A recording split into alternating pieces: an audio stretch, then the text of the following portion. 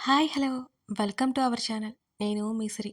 ఈరోజు మనం చెప్పుకోబోయే కథ విలన్ పార్ట్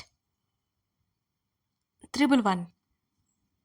కథలకు వెళ్ళే ముందు లైక్ చేయడం మర్చిపోకండి ఫ్రెండ్స్. ఇక చూద్దామా. మెల్లిగా ఆ పోలీస్ స్టేషన్ నుంచి బయటపడ్డారు. దూరంగా ఉన్న తన కారు దగ్గరికి వెళ్ళాక మాస్క్ తీశాడు రక్షిత్.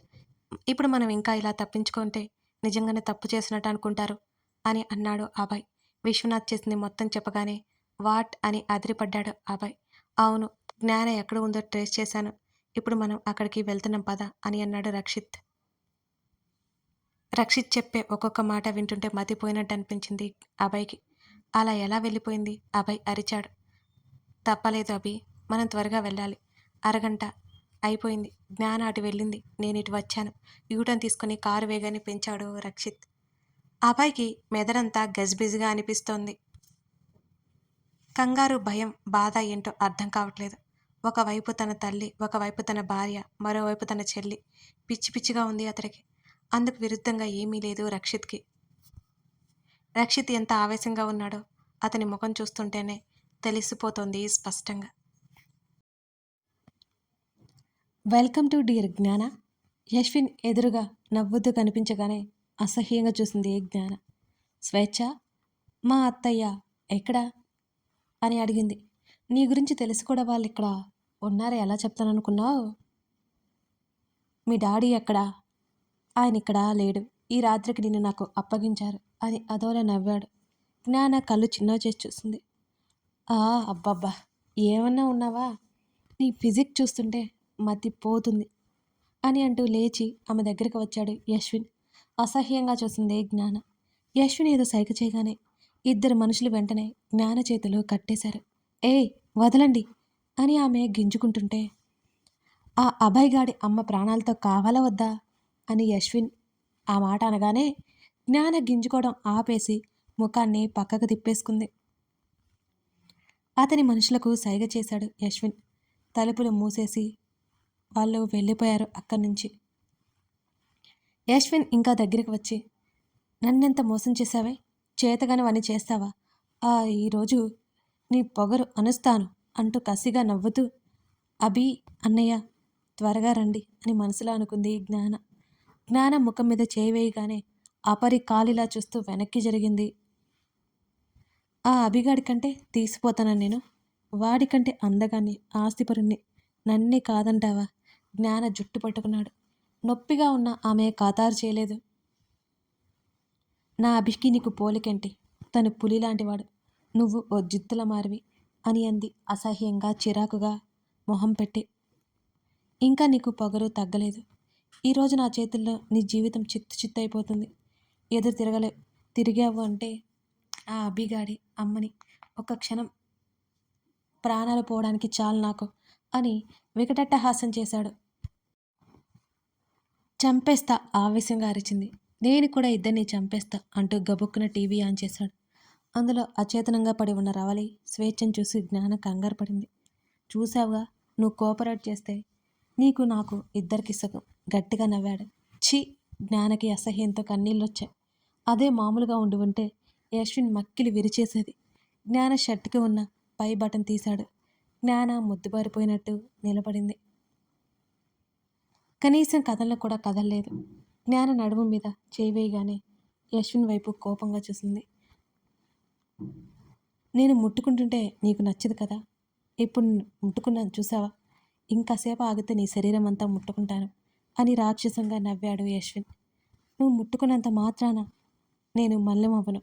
నువ్వు ఏదో చేసినంత మాత్రాన నేనేం అంటరాని దానికి కాను. చాలా గంభీరంగా, పౌరుషంగా చెప్పింది జ్ఞాన. అబ్బబ్బా, ఈ పొగరు మాత్రం దిగదు కదా నీవు? నాతో ఎంగేజ్మెంట్ చేసుకుని మరి పెళ్ళి క్యాన్సిల్ చేయిస్తావా? నేను వేరే ఎవరితోనూ తిరిగాననే కదూ ఆగిపోయావు. నన్ను పెళ్లి చేసుకోకుండా చీకొట్టావు. ఈరోజు నీ శరీరంతో ఆడుకుంటాను. ఎలా అంటే నువ్వు నా కాళ్ళ దగ్గర బ్రతికేలా చేస్తాను అని సిగరెట్ వెలిగించాడు యశ్విన్. చేతుకున్న వాచ్ వైపు చూసుకుంది జ్ఞాన, కాస్త వెనక్కి వంగినట్టుగా. తన ఇంటి నుంచి వచ్చి గంట అయిపోయింది. ఇప్పటికీ వాళ్ళు రావాలి కదా, ఇంకా రాలేదేంటి? ఒకవేళ అన్నయ్య అభిని తీసుకురాలేకపోయాడా? ఒకసారి అభి నా కంటికి కనిపిస్తే కానీ వీడి మక్కిలి విరక్కొట్టలేనే నేను అని మనసులో అనుకుంది. అభి అక్కడి నుంచి బయటపడి ఏ ప్రమాదం లేకుండా బయటపడితే ఇంత సంగతి తేలుస్తాను. మరో 5 నిమిషాలు సిగరెట్‌ని తుక్కు తుక్కు చేసి అవతల పడేశాడు యశ్విన్. జ్ఞానం ముందే కాస్త డ్రింక్ చేశాడు.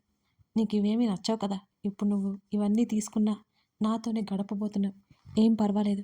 నువ్వు నా కాళ్ళు మా డాడీ కాళ్ళు పట్టుకుని బ్రతిమాలితే నేను పెళ్లి చేసుకొని నా ఇంట్లో నా కాళ్ళ దగ్గర బ్రతకనిస్తానే అని మరోసారి గట్టిగా నవ్వాడు యశ్విన్. జ్ఞాన షర్టు లాగబోతుంటే వెనక్కి జరిగింది. ఆ అరచేతి వెడల్పున ఆమె షర్టు వెనుక మొత్తం చిరిగిపోయింది. జ్ఞాన శరీరమంతా సన్నటి వణుకు. భయం వేస్తుందా జ్ఞాన? నేను మెల్లిగానే హ్యాండిల్ చేస్తానులే. ఇంకాస్త ఆమె షర్టుని చించిపడేశాడు. ఎంత ధైర్యంగా ఉండాలనుకున్నా ఆమె వల్ల కావడం లేదు. యశ్విన్ని కసిదీర చంపేయాలనే అంత కోపం వస్తుంది జ్ఞానకి. వావ్! ఆమెనే చూస్తూ నీ అందం ఎవరికి రాదు. నీ వదిన ఒక అమ్మాయింది కదా, ఆ అమ్మాయి కూడా బాగా నచ్చింది నాకు. నీ తర్వాత తనే వికటట్టహాసం చేశాడు యశ్విన్. జ్ఞాన చురుగ్గా యశ్విన్ వైపు చూసింది. ఆ ఆలోచన చేశావంటే చంపేస్తాను ఉగ్రంగా అరిచింది జ్ఞాన. గట్టిగా నవ్వి నిన్ను నువ్వే కాపాడుకోలేని స్థితిలో ఉన్నావు. మళ్ళీ ఈ పొగరికేం తక్కువ లేదు అని గట్టిగా నవ్వాడు యశ్విన్. జ్ఞాన కళ్ళలో బెదురు కనబడకపోవడంతో యశ్విన్ ఇంకా షాక్ అయిపోయాడు. అరెరే, ఎంత దారుణం! నీ కళ్ళలో నాకు భయం కనిపించడం లేదేంటి అని ఆశ్చర్య నటిస్తూ చూశాడు యశ్విన్. జ్ఞాన నిర్లక్ష్యంగా చూసింది అతని వంక. ఇక ఏమాత్రం ఆలస్యం చేయకుండా నీ పొగరు దించేస్తాను అని ఆమె జుట్టు పట్టుకున్నాడు యశ్విన్. గట్టిగా లాగడంతో విపరీతమైన నొప్పి కలిగింది జ్ఞానకి. కష్టంగా ఆ నొప్పి భరిస్తూ గట్టిగా కళ్ళు మూసుకుంది. జ్ఞాన జుట్టు పట్టుకుని గోడకేసి కొట్టాడు. అబ్బా! నొప్పితో అప్రయత్నంగా జ్ఞాన అరిచింది. ఆయన ఎదు తిరగలేదు. అసలు స్వేచ్ఛ రవలి ఎలా ఉన్నారో కూడా తెలియట్లేదు. విశ్వనాథ్ వాళ్ళని ఏమీ చేయలేదు కదా. ఆ ఆలోచనకి ఆమెకి భయం కలిగింది. జ్ఞానికి తలంతా తిరిగిపోతున్నట్టు అనిపించసాగింది. జ్ఞాన జుట్టు అలాగే పట్టుకుని మంచం మీదకు తోశాడు యశ్విన్. బోర్లా పడింది జ్ఞాన. జ్ఞాన శరీరం నిస్సత్తుగా మారిపోయినట్టయింది. ఆమె ముఖం దగ్గర కాలు పెట్టి కాస్త వంగి, అదే నువ్వు నన్ను ఆ రోజు పెళ్లి చేసుకుని ఉంటే మహారాణిలా ఉండేదానివి. అయినా ఉన్నదానివి ఊరుకున్నావా? నా మీద మా నాన్న మీద గెలవడానికి ప్రయత్నం చేస్తున్నా. నీకు తప్పదు, భరించు అని గట్టిగా నవ్వాడు యశ్విన్. నుదురంతా భయంకరమైన నొప్పితో అలాగే మంచం మీద పడుకుని ఉండిపోయింది జ్ఞాన. నునుపైన ఆమె వీపు కనబడుతుంటే ఆశగా ముట్టుకోబోయాడు యశ్విన్. సరిగ్గా అదే సమయంలో కిర్రున తలుపులు విరిగిన శబ్దం వినిపించింది. ఉలిక్కిపడేట్టుగా వెనక్కి తిరిగి చూశాడు యశ్విన్. విరిగిపోయిన తలుపులో సందులో నుంచి అభయ్ కనిపించడంతో ఒక్కసారిగా యశ్విన్ గుండె జారిపోయినట్లు అనిపించింది. కంగారుగా జ్ఞానకి దూరంగా నిలబడ్డాడు. క్షణాల్లో ఆ తలుపు విరగ్గొట్టుకుని లోపలికి వచ్చేశాడు అభయ్. యశ్విన్ గుటకలు మింగుతూ చూశాడు. అప్రయత్నంగా అతని గొంతులో గుటకపడింది అభయ్ని చూడగానే. జ్ఞాన కోసం కళ్ళు తిప్పి చూసిన అభయ్కి బెడ్ మీద బోర్లాపడి కనిపించిన జ్ఞాన పరిస్థితి చూసి ఒక్కసారిగా అతడి ముఖం ఎరుపు రంగులోకి మారిపోయింది క్షణాల్లోనే. అప్రయత్నంగా అతడి 2 పిడికిళ్ళు బిగుసుకున్నాయి. జ్ఞాన చేతులు కట్టేసి ఉండడం అతనిలో ఇంకా ఆవేశాన్ని రేపింది.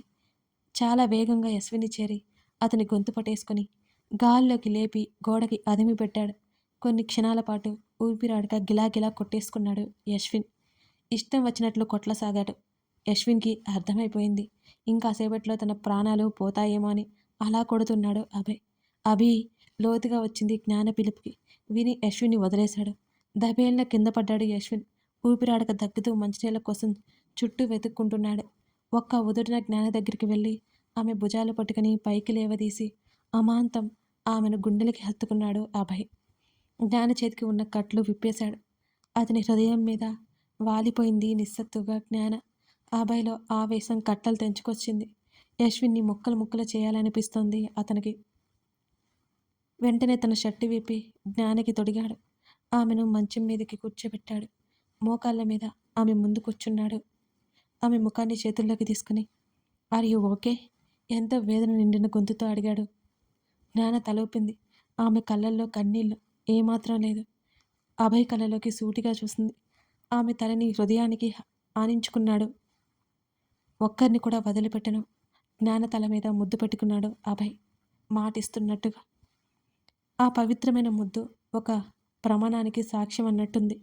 యశ్విన్‌కి మంచినీళ్ళ బాటిల్ కనిపించగానే పాక్కుంటూ వెళ్ళాడు. అది తీసుకొని తాగబోయేసరికి అది లాగేసుకున్నాడు అభయ్. యశ్విన్ నిరుత్సాహంగా చూశాడు. వాటర్ బాటిల్ తీసుకొని వెళ్ళి జ్ఞానకు తాగించి తను తాగేశాడు. అభయ్ ప్లీజ్ మంచినీళ్ళివ్వు, గొంతు పట్టుకుని వేడుకుంటున్నాడు యశ్విన్. వీణ్ణి చంపేయాలనిపిస్తుంది, ఏమంటారు? జ్ఞాన వైపు చూస్తూ అడిగాడు అభయ్. ఆలోపు బయట ఉన్న వాళ్ళందరినీ ఫినిష్ చేసుకుని లోపలికొచ్చాడు రక్షిత్. ఏంటి మీరు తాపిగా కూర్చున్నారు అంటూ యశ్విన్ రెక్క పట్టుకొని పైకి లేవదీశాడు. చెల్లి నుదుటి మీద దెబ్బ కనిపిస్తుంటే యశ్విన్ ముఖం మీద ఆవేశంతో పిడికిడితో పిడిగుద్దులు గుద్దసాగాడు రక్షిత్. యశ్విన్ ముక్కులో నుంచి నోట్లో నుంచి రక్తం ధారగా పొంగింది. ఆ దెబ్బకి అరుస్తున్నాడు. తన మనుషుల్లో ఒకరు కూడా లోపలికి రాలేదు. యశ్విన్ని రక్షిత్ని నెట్టేసి తన ఫోన్ కోసం టేబుల్ వైపు పరిగెత్తాడు.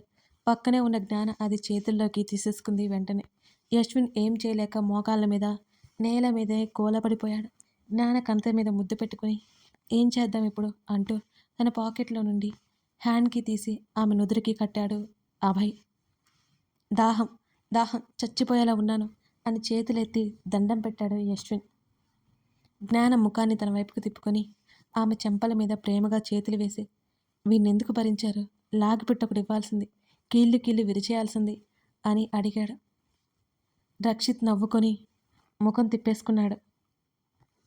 అభి మేమిక్కడే ఉన్నాం అని అన్నాడు. కావాలంటే బయటికి పొండి, జ్ఞాన చెంప మీద ముద్దు పెట్టుకుంటూ హృదయానికి హత్తుకున్నాడు మళ్ళీ అభయ్. ఆమెని ఆ పరిస్థితిలో చూసిన అతని మనసు ఎంత వేదనకి గురైందో అతనికి మాత్రమే తెలుసు. అవన్నీ ఇంటికి పోయాక పెట్టుకో, కానీ ముందు ఏం చేయాలో చూడండి అని అన్నాడు రక్షిత్. వీడి గొంతులో కాసిని నీళ్ళు అంటూ పోద్దాం అంటూ వాటర్ బాటిల్ యశ్విన్కి విసిరేశాడు అభయ్. యశ్విన్ ఆతృతగా అందుకునేలోపు సగం నీళ్లు కింద పోయాయి. 2 గుక్కలంటే అవి గొంతులో పోసేసుకున్నాడు యశ్విన్. తీసుకురా బావా ఈ వెధవని అంటూ జ్ఞానని 2 చేతుల్లోకి ఎత్తుకొని అక్కడి నుంచి బయటికి నడిచాడు అభయ్. అతని మెడ చుట్టూ చేతులు వేసి అతడి హృదయం మీద చంపానించింది జ్ఞాన. యశ్విన్ని ఈడ్చుకుంటూ బయటికి లాక్కొచ్చేశాడు రక్షిత్. దాదాపు 20 మంది మనుషులు దారిలో పడిపోయి ఉన్నారు. వాళ్ళిద్దరూ ఇంతమందిని ఎలా కొట్టారో అర్థం కాక జుట్టు బిక్కున్నాడు యశ్విన్. యశ్విన్ని తాళ్ళతో కట్టేసి ముందు సీట్లో పడేసి డ్రైవింగ్ సీట్లో కూర్చున్నాడు రక్షిత్. అభయ్ చేతిని చుట్టేసి అతన్ని కరుచుకొని వెనక సీట్లో కూర్చుంది జ్ఞాన. కథ కొనసాగుతోంది. ఇదన్నమాట. ప్రస్తుతానికైతే జ్ఞాన, రక్షిత్, అభయ్ సేఫ్గానే ఉన్నారు. యశ్విన్ని తమ పరిధిలోకి తీసేసుకున్నారు.